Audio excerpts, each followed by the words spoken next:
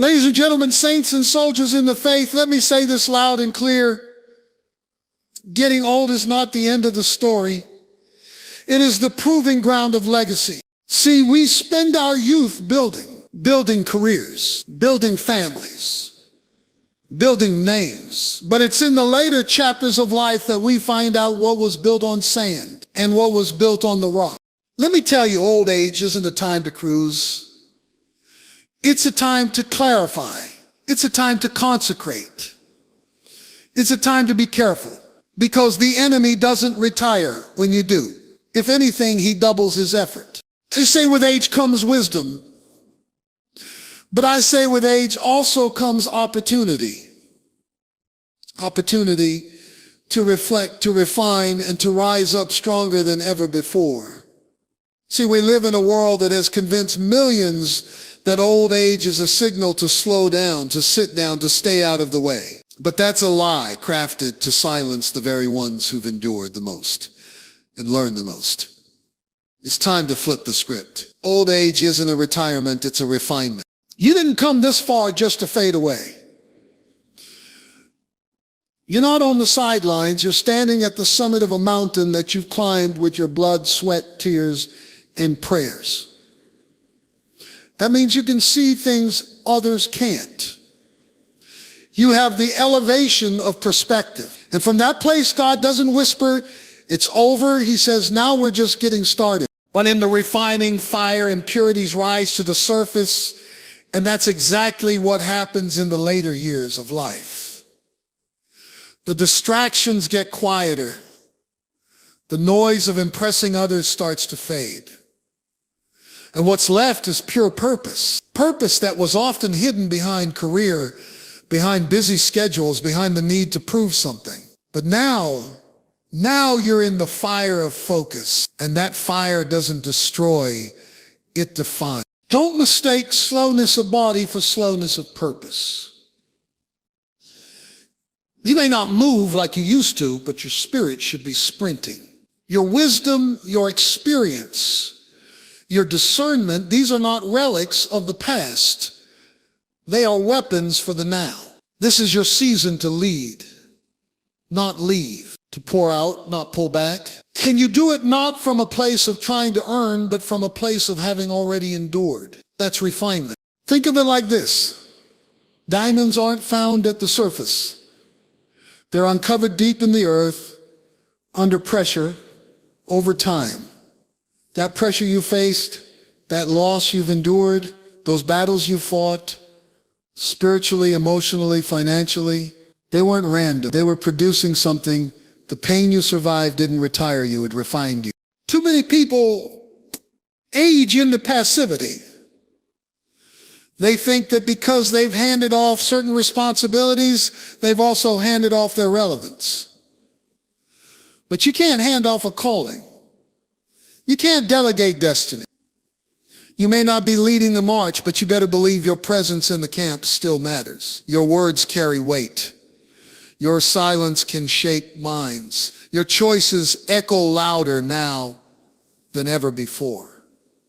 Because people are watching not how you start, but how you finish. And hear me, you don't need a platform to still have power. You don't need to be in a pulpit to still speak truth. You don't need to be employed to still have influence. All you need is clarity. And that's exactly what refinement brings. Old age is when the fog clears. You see what matters. You realize how short the time really is. And that's not something to mourn. That's something to move with. Urgency isn't fear, it's focus. Refinement doesn't feel good. It stretches. It exposes. It forces you to look in the mirror and ask what still needs to change in me. But it's in that very process that the greatest transformations happen. You lose ego, you gain depth, you shed offense, you grow grace. The things that used to weigh you down can't even reach you anymore because you're becoming pure.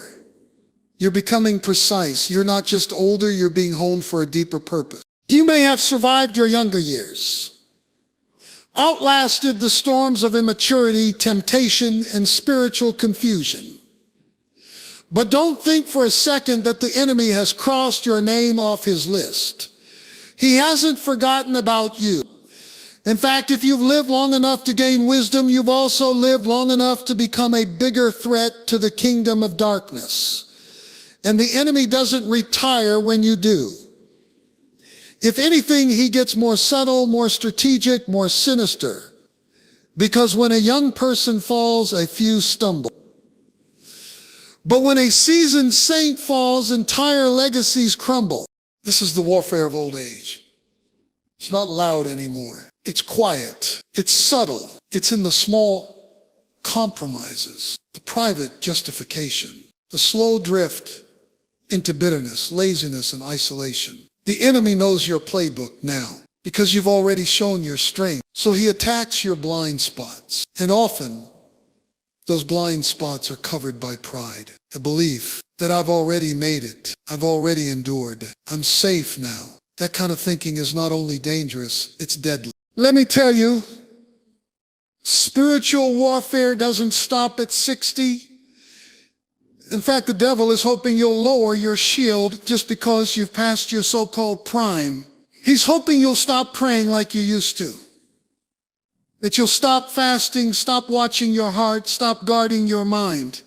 And when that happens, he moves in, not with the same weapons he used when you were young, but with new ones designed just for this stage of your life. Weapons like apathy, regret, bitterness, isolation, entitlement. He doesn't need to destroy you loudly. All he needs is to lull you into spiritual sleep. You see, the enemy is crafty. He knows the word better than many believers. He knows how to twist truth, how to stir up offenses, how to turn wisdom into arrogance. And old age is fertile ground for deception because we assume our past obedience protects us from present temptation. But it doesn't. There is no immunity to sin, not at any age. And that's why we have to stay sharp. Think about it. How many people have we seen live righteously for decades, only to make one tragic decision in the twilight of their lives that taints everything they built? That wasn't because they were wicked.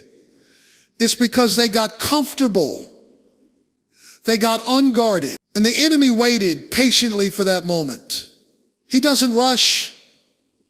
He stalks. He studies. He waits until the armor is cracked and the prayers are infrequent and the watchman has left the wall. Don't underestimate how much your fall would cost. Because the older you are, the more people you influence. The more weight your words carry. The more trust you've built. And all of that can come crashing down in a moment of carelessness. That's why you have to be more vigilant now than ever before. Your decades of obedience are precious. Don't let them be destroyed by a few moments of spiritual slumber. The attack may not come through a scandal. It might come through offense, through wounded pride, through comparison with the next generation, through feeling like you're forgotten, overlooked, or no longer needed. The devil will whisper things like, they don't listen to you anymore. You've already done your part. Let someone else carry the weight. But that's exactly the mindset that weakens the warrior. He doesn't have to knock you out. He just needs you to sit down. He just needs you to stop fighting, to let your spiritual edge dull, to believe that you're finished when God says you're not. And in that moment, he gains ground without a fight. People often say, I just want to leave a good legacy, but here's the truth. You're not leaving one someday, you're writing one right now. Every decision, every word, every attitude you carry in this season is etching your name deeper into the memories of those around you. And let me remind you, legacy isn't built in youth, it's sealed in old age. What you do now determines how you'll be remembered long after you're gone. This is where many people miss it. They spend the first half of their lives building success, chasing dreams, accumulating things, but they forget that how you finish often speaks louder than how you began. You can run a strong race for 20 miles, but if you collapse at mile 21, that's what people remember. It's not because they ignore your earlier work, it's because the end reveals what really carried you all along. Your legacy is not just a matter of public recognition. It's not about awards or accolades or who puts your name on a plaque. No, your legacy is spiritual. It's emotional. It's deeply relational. It's the echo of your influence. It's the look in your children's eyes when they talk about your faith. It's the way people feel when they think of how you handled adversity, how you loved people, how you responded to disappointment. It's the fingerprints you leave on hearts, not just the paper trails in your resume. And here's the truth. Old age is when legacy is either protected or poisoned. Because when people have watched you live for God for decades, they're watching more closely now than ever. Not to find fault, but to find faith that still burns even when the body weakens. They want to see that you didn't fake it all those years, that it wasn't just routine, that your prayers still come from fire, that your love for Jesus isn't a memory, it's still your movement. You may not have the energy you once had, but what you say now weighs more than ever. Because you're not speaking from theory, you're speaking from a life lived. Your grandchildren, your church, your neighbors, they are watching, not just your actions, but your attitude. Are you still kind when you're tired? Are you still hopeful when the world looks darker? Are you still generous when you feel forgotten? These are the questions people silently ask when they observe someone in their later year. And how you answer them, not with words, but with life, writes your legacy. This is why you must protect it. Don't let bitterness rewrite the story you've worked decades to build. Don't let laziness undo years of discipline. Don't let isolation remove you from the people who need your presence most. Your life is a letter, and in old age, the ink dries fast. Make sure every line you write reflects the God you've walked with. Your testimony is not just your story, it's your torch.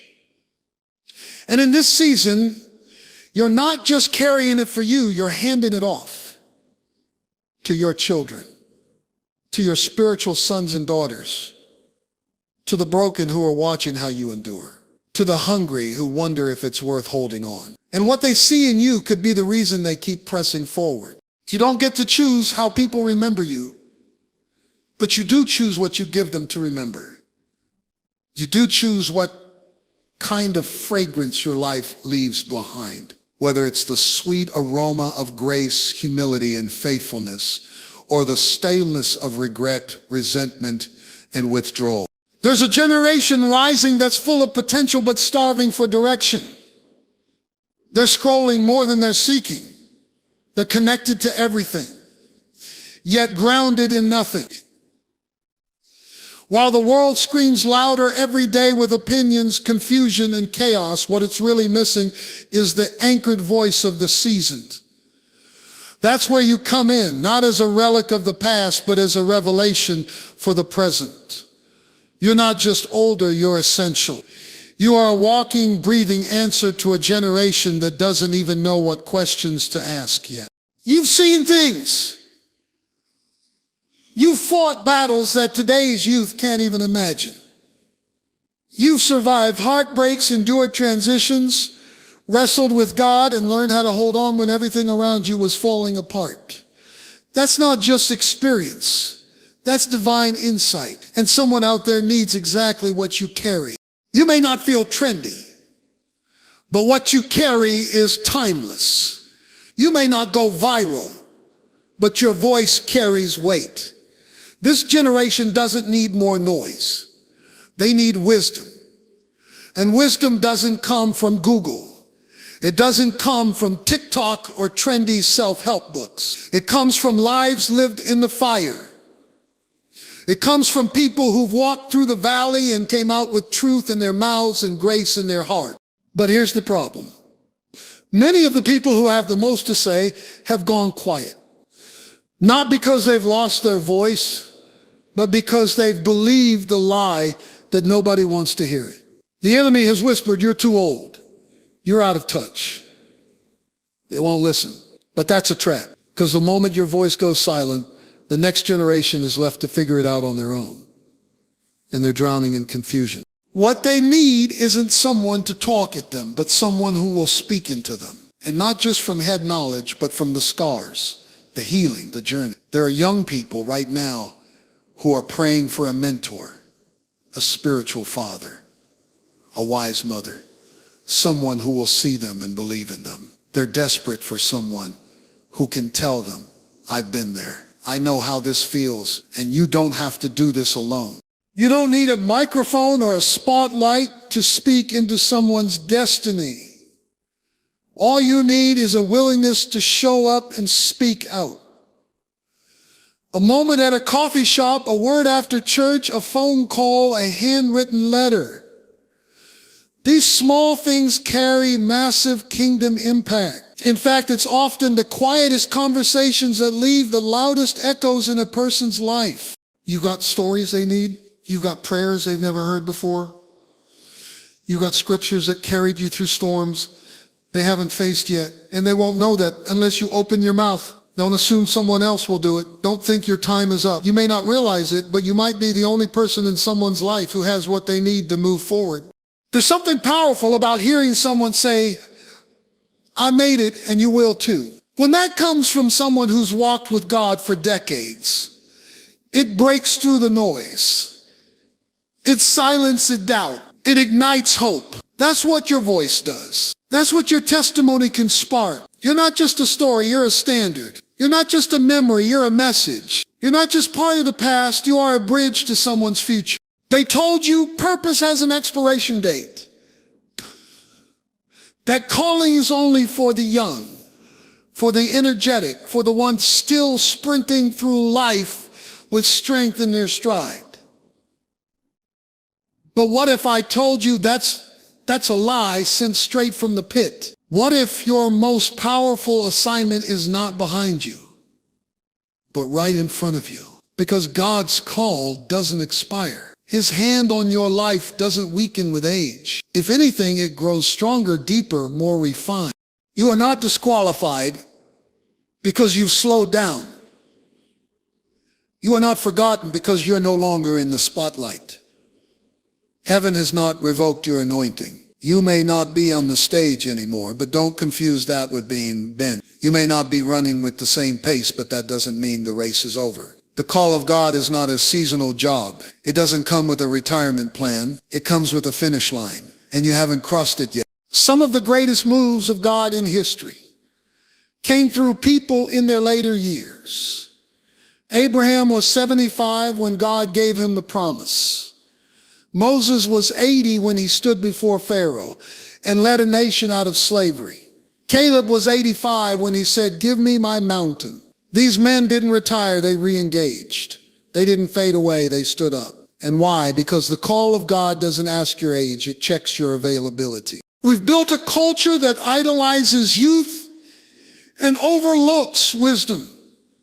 But God doesn't operate like the world. The world looks for fresh faces. God looks for faithful hearts. And if your heart is still burning, even if your body is tired, God still has territory for you to take. You may not lead the charge, but you are the voice of strategy. You are the anchor of courage. You are the one who reminds the next generation that it can be done because you've already done it and live to tell the story.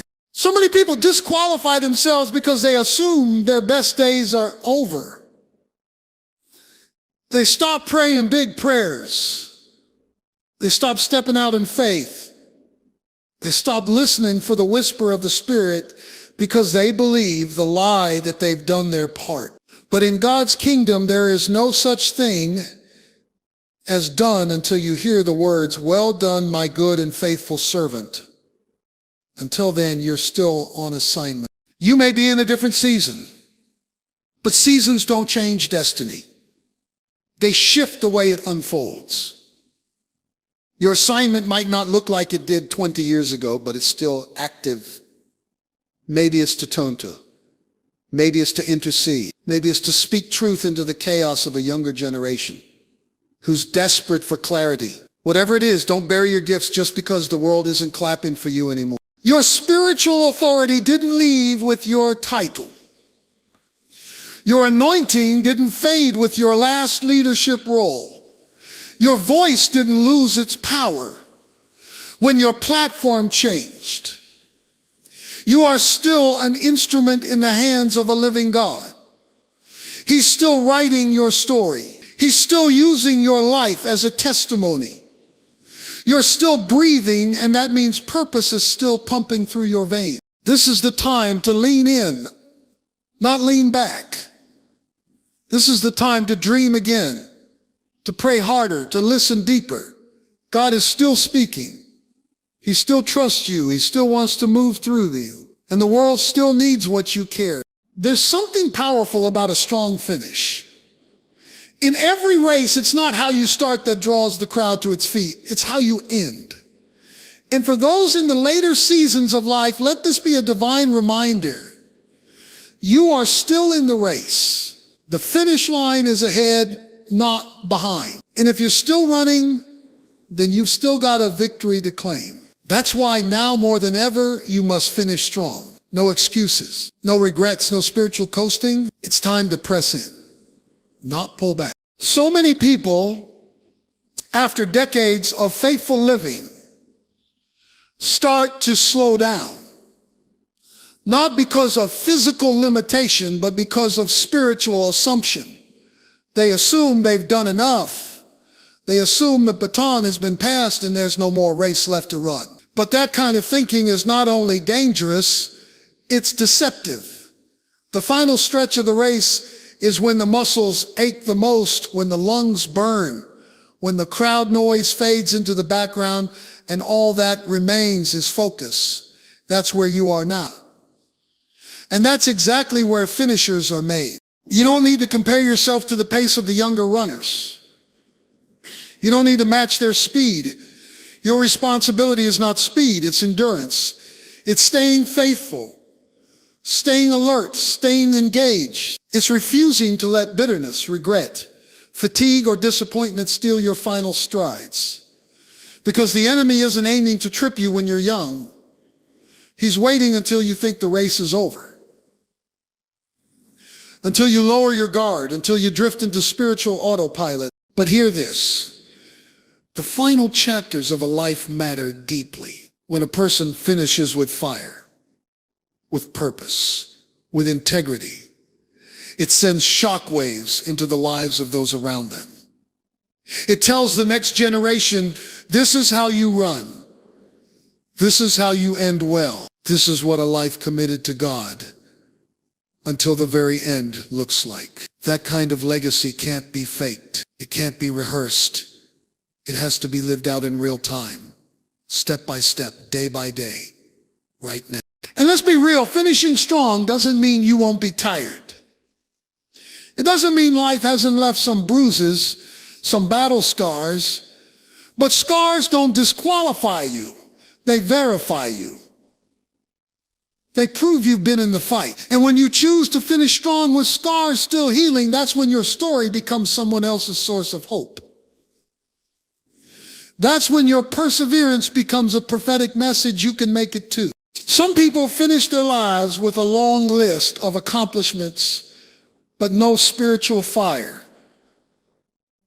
Others may not have much to show in worldly terms, but they cross the finish line with their faith intact, their character strong, and their soul in peace.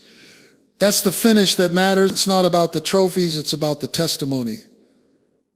It's not about applause, it's about approval. And the only voice you need to hear at the end is the one that says, well done. Finishing strong means staying the course when no one's watching.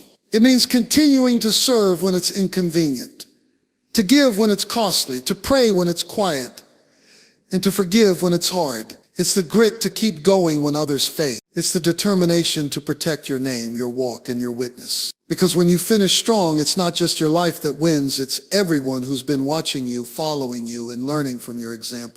You didn't survive all you've survived just to collapse at the end. You didn't endure